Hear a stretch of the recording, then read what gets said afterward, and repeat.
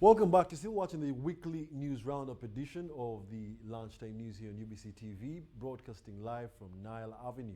Now, this just concluded a week. Of course, the Uganda National Examinations Board released the PLE examinations, and of course, the statistics have been each and everywhere. You've been seeing the performance, excitement, and jubilations from various parts of the country.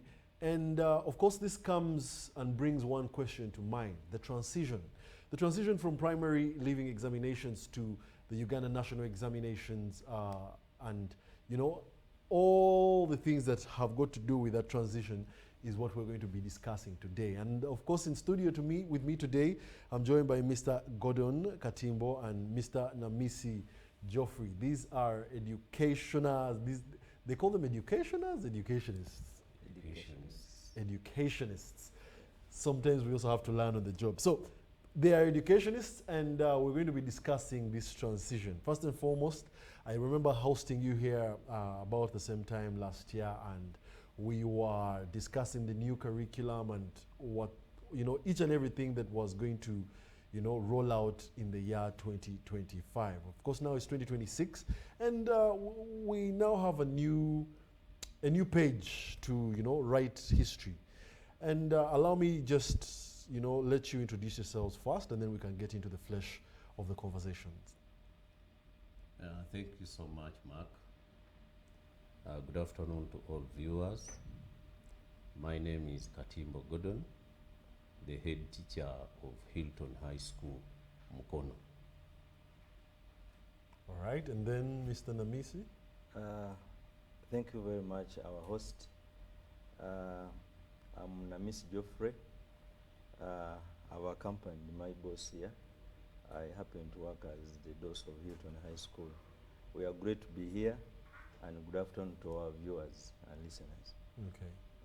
All right, thank you very much for that humble and precise introduction. So, in the wake of a transition, 2026, primary leaving examination students, what is expected of them, or what should they really always look out for when they are transitioning from primary to secondary? I'll start with you, Mr. Katimbo. Thank you so much, Mark, our host. First of all, I wish to congratulate all the P7 PLE students of last year, candidates, upon the successful achievements. And I want to request that whatever came our way, let us accept it. I know there are some that should be grappling, they are crying, they are not yet convinced with what they got, but that chapter is over. Let us look forward for the next chapter. So whether you got 4, whether you got the first grade, whether it did not work out and you are in second grade, you passed. Does that mean there are people who don't have complaints that they can actually play? Sorry? Does that mean that there are people who might not have complaints and certainly. When you get 4, can you complain? Those with 4 are really happy. Okay. And they are jubilating. But I'm talking to that person who feels, that candidate who feels the mark, the aggregate he or she got was actually not what they expected. Okay. That they should have their hearts rest. They all get to secondary, and now their secondary life will determine what they will become in future. So I want also to congratulate all the parents, because I know the investment the parents put in and the kind of feeling they have about their children whenever exams are being done and actually when they come out. Yeah. These exams are for both the result is for both the parent and the student. Yeah. But of course not forgetting the school, because the schools also have a very big impact and on those exams or those results. You asked about transition. The transition, yeah. What is it that should be expected? First of all, like I congratulated them, I want to tell them secondary is again going to be more challenging. Why? In PLE or primary, those little stars were doing 4 subjects.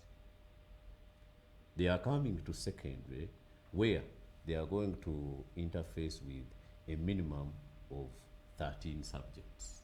Some schools do even beyond 13.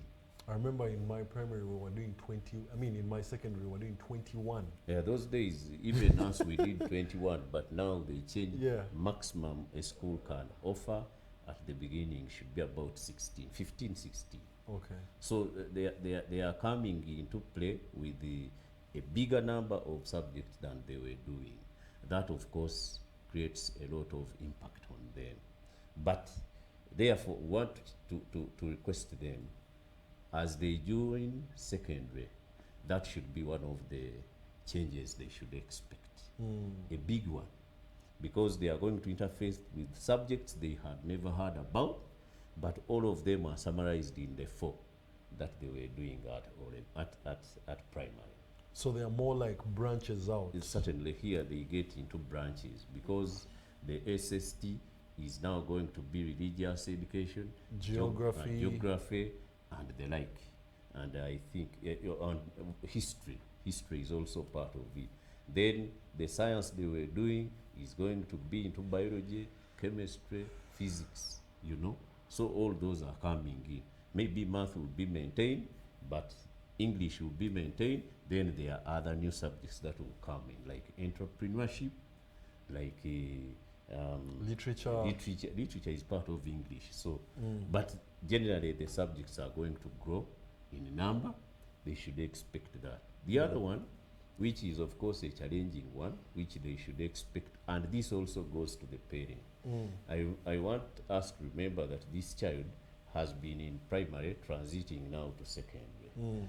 The peers this child had in primary may not necessarily be the peers he or she is going to interface in secondary. Yes. They are going to change school, except if one decides to go with the OBs and OGs to the same school, you know. So the peers are going to be new. I want to challenge them that secondary, the friend you make in secondary school, the friend you make determines your future. You can make a friend who will bring you down, or choose a friend that will lift you up. So I want them to be careful while they join secondary to choose the friend that will actually lead them to the right direction they are looking at. Okay. There is a new environment. Some have been in villages. I want to imagine a student who has been in Kabera Maido and is coming to Hilton in Mukono, an urban area. Of course, those are very serious changes you expect. The environment will change. What you were used to in primary is actually going to change. So all these should be expected. Even the teachers. The teachers who are teaching them in primary are no longer the ones going to teach them in secondary. They are going to interface with new things. Yes, sir. Even in the learning itself, they were having these subjects, and in secondary we do practical. We do the car on the practicals, hands on. They go to the laboratory, look at everything within the lab, and the children are doing hands on, practical. In primary, I am sure they were only observing.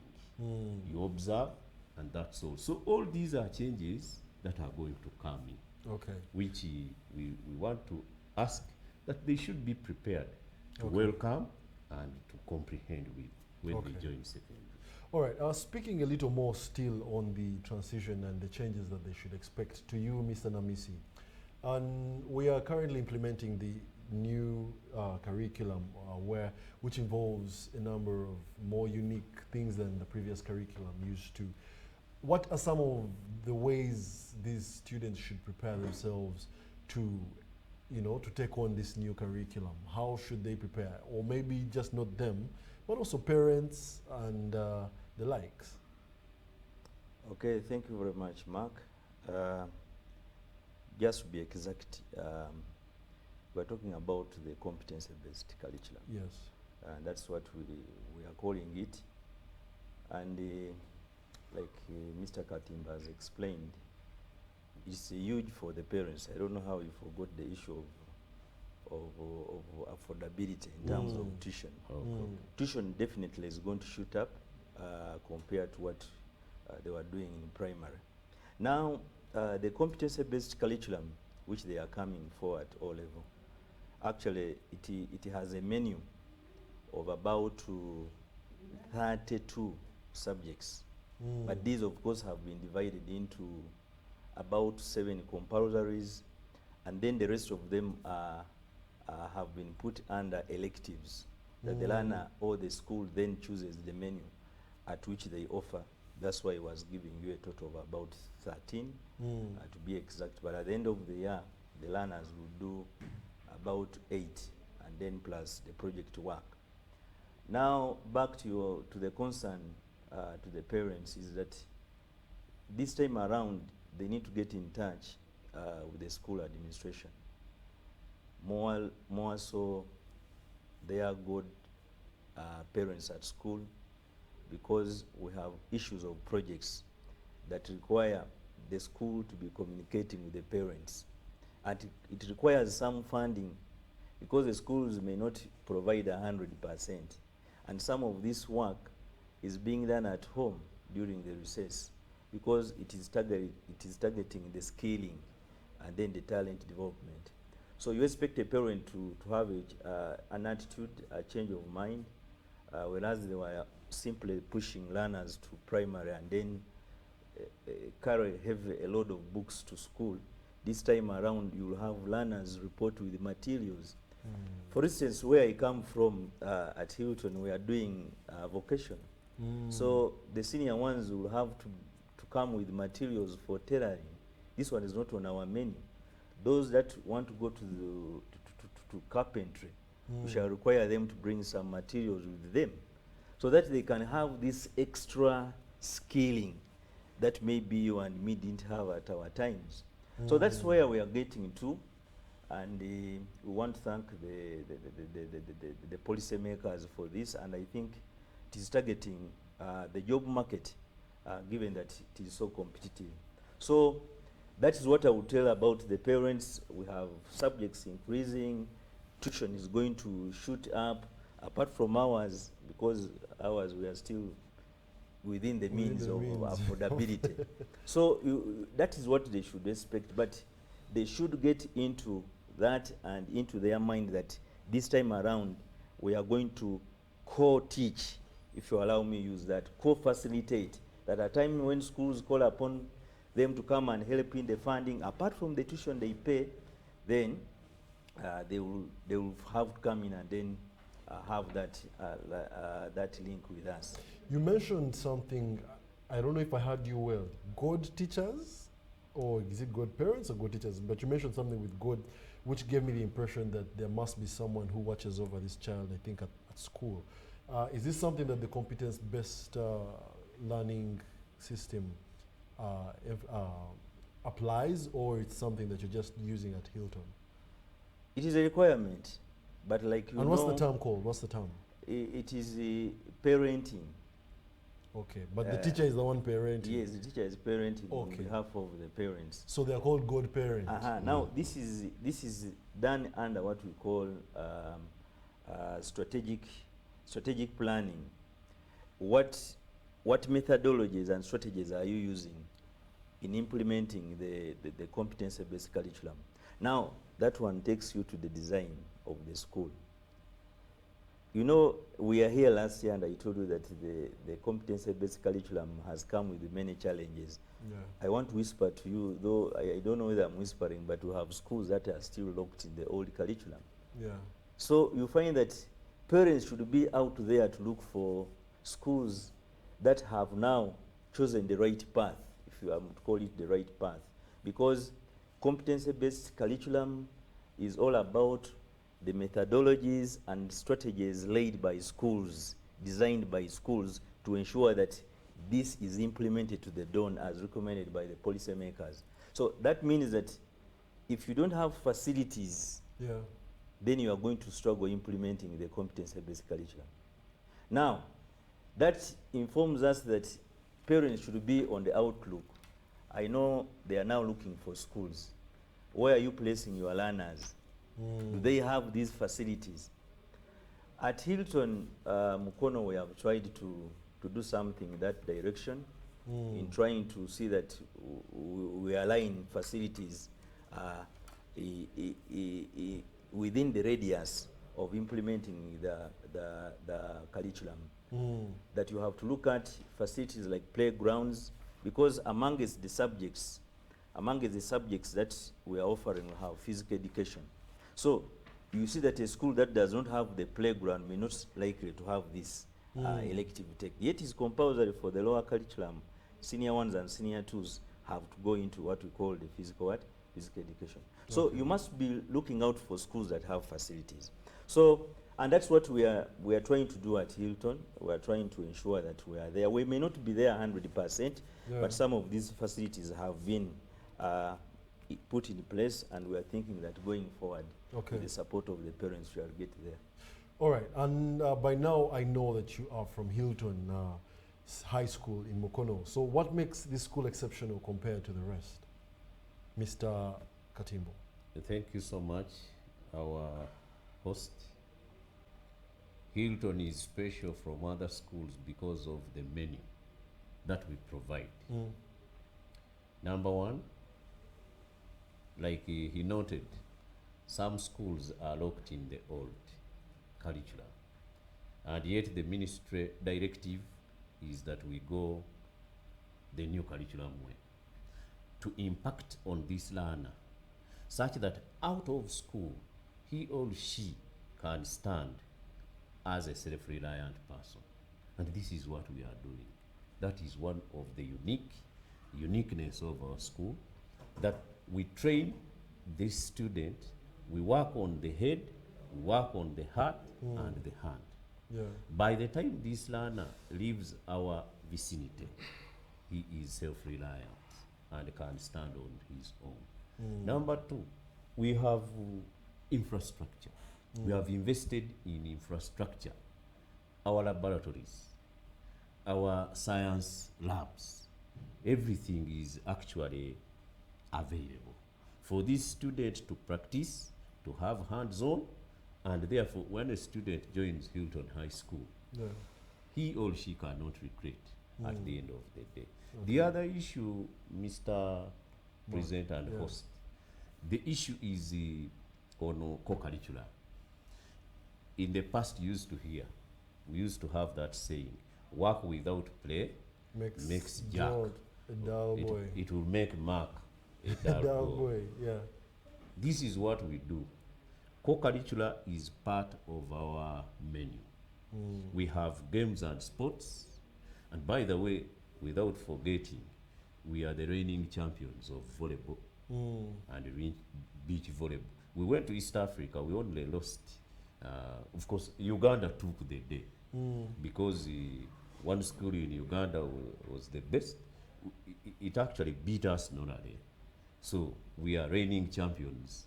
If you want volleyball, if you want basketball, if you want those games that really captivate the mind, come to Hilton. And by any chance, are you the Hilton that is rolling out this famous drama team on YouTube? Because I think I saw a Hilton school. that is one of the other ingredients I was coming to. Music, dance and drama. If you want to do music, dance and drama, roads should lead to Hilton High School. I think you're doing a good job. We have that very big, strong choir. It is a school choir, and we are rolling out. So talent is developed at Hilton High School. So we are building an all-round child, but not forgetting the religious aspect. When you train a student or train a person, but without religion, you'll have trained but an intelligent criminal. Therefore, our education at Hilton High School is, it rotates around the religious background. So this child is really grilled into the fear of God. Stands as a one-stop. And by the time, of course, he or she leaves, there is this godliness that is close to him, and that will captivate him to live in this world comfortably. All right. So, Mr. Namisi, Mr. Katimbo mentioned something about the students or the pupils having to accept their results at this point in time and, you know, moving forward and working to change their trajectory. But I would also want to ask that, do you believe that the grades pupils get at this level of PLE really matter at this stage of primary education? Or, like he mentioned, you can still turn around and, you know, change your trajectory? Thank you, Mark. Definitely, it depends on the angle at which you are discussing the question. But to have an overview about the impact of you call them grades? Yes. They do have, especially when it comes to placement. The policymakers in the ministry should really do a lot of research and try to see how they can standardize school placement. I'm a student of research, but I've done research about the education and placement of our neighbors in Kenya. That when the research results are out, actually people are yearning to see where they are going to be placed for senior one. That's what I was about to ask, because does that system still work effectively here? I remember I also filled in placement forms, but actually none of the schools that I was, you know, were eventually the favorable ones for me. I want to, without doubt, I want to think that the president is watching us. Yes, he is watching. And the first lady. They need to do, we need to do, because we are experts and maybe they have not tapped on us. But yeah, we need to go back and look at policy. Where do we go wrong? Yes, they have opened up the economy. We have a lot of privatization. But in Uganda, the private sector has taken over schools. That when you look at the percentage contribution of government and private schools in terms of quality pass output, the private sector is ahead. That's why parents now are struggling to get placement in private schools ahead of the selection that is loading soon. So you find that is a dilemma. Now, that dilemma has even put it once into what we call the fees for schools. Yeah. So that now these grades are helping us for placement. But along the way, they may not shoot above 50% in terms of one's career. Because already going into the competency-based curriculum, we are not looking at your knowledge. We are looking at what can you do with the knowledge that you have gotten. Okay. That's why the HM was talking about the three domains which must be focused on, and I want to call upon parents that schools without the facilities may not bring out the domains that we are looking for. Cognitive, psychomotor, and affective. You find that someone might stop at cognitive and affective, but the psychomotor is not there. So along the next 4 years, these grades, a person who could have scored, for example, 20 aggregates in P7 may actually have better output after 4 years if one handled well in the 4 years where that child is going for placement. So there's no relationship between these grades and the output on senior 4. Okay. It's not there. Well, I think that's why, Mark, before you go, that's why you see that in the past, one who has gotten 4 at P7 may end up getting 40 aggregates in senior 4. So that's when you ask, was how prepared was this kid? What did they focus on at primary? That's why the ministry now is telling you who are in the media, that the issue of jubilating with the 4s may not really carry the day. Yeah. Let us look at what learners can do with what they have acquired in schools. Okay. So that now it will help them to go for job placement. Okay. Mr. Katimbo Gordon, Mr. Namisi Geoffrey, these are pristine gentlemen from Hilton High School, Mukono, and yes, they've shared with us what they have. Otherwise, that brings us to the end of our weekly news roundup edition of the Lunchtime News. Thank you very much for being a lovely audience. My name is Wadulo Arnold Mark. Stay tuned for more programming coming your way.